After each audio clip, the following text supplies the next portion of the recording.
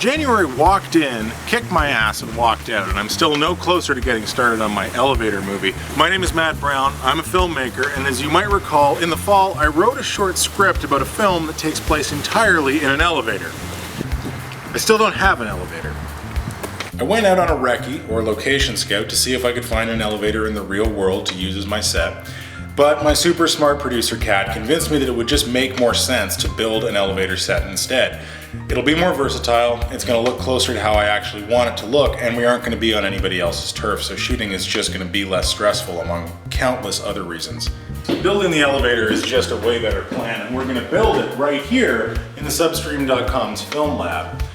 Still don't know exactly what it's going to look like on the inside, but I do know one thing for sure. We need to build some flats. Flats are what art department geniuses like our good friend Adrian Greenlaw call a chunk of fake wall that you use to build a set with. They're the foundation of any set, the very basic building blocks that set builders both in theater and film production use to start making a bedroom, an office, a hospital room, whatever.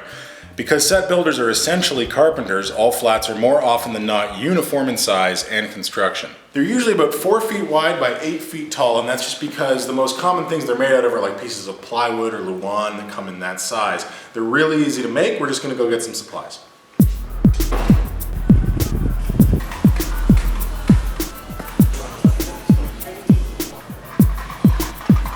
Behold, the pyramids at Giza for the home development crowd.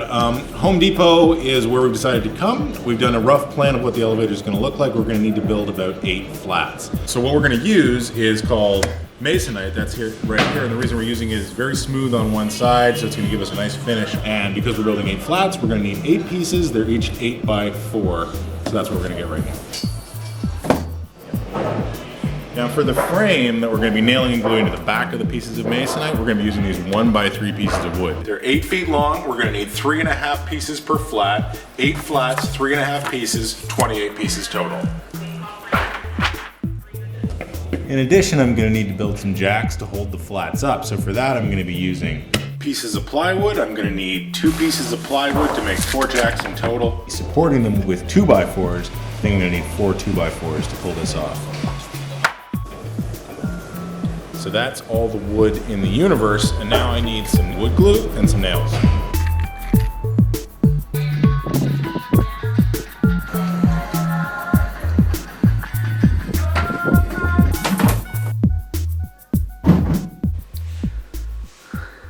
Okay, let's build some flats.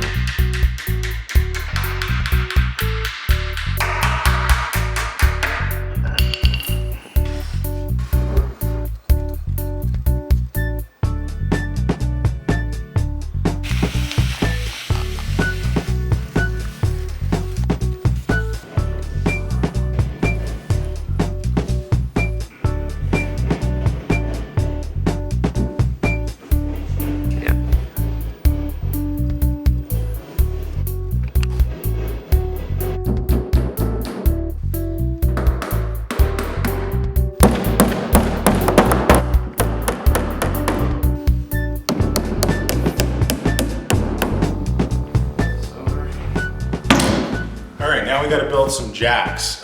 Jacks are basically what hold up your flats. If you've ever been on a film set, you might have seen some professional style jacks, which are built out of 2 by 4s that have like a sandbag hanging on them. We're going to do it kind of the cheap and cheerful way, which we're going to take our pieces of plywood, we've cut them into triangles, and we're going to kind of make the back of a picture frame type of thing.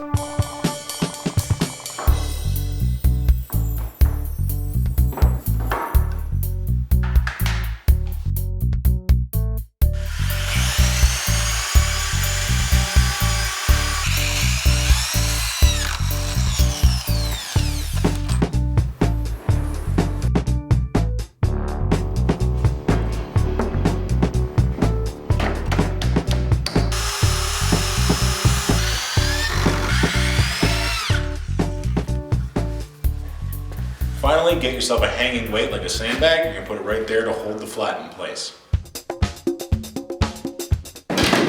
There you go, an actual standing, not falling down flat. It's a physical object. I couldn't be more excited about it. Now I've got to build 7 more of them, and then comes the fun part. We get to skin the inside of it and figure out what it's going to look like, how we're going to finish it. We're going to go to some specialty shops and get elevator-related gadgetry to stick on the inside. But that's in the next video.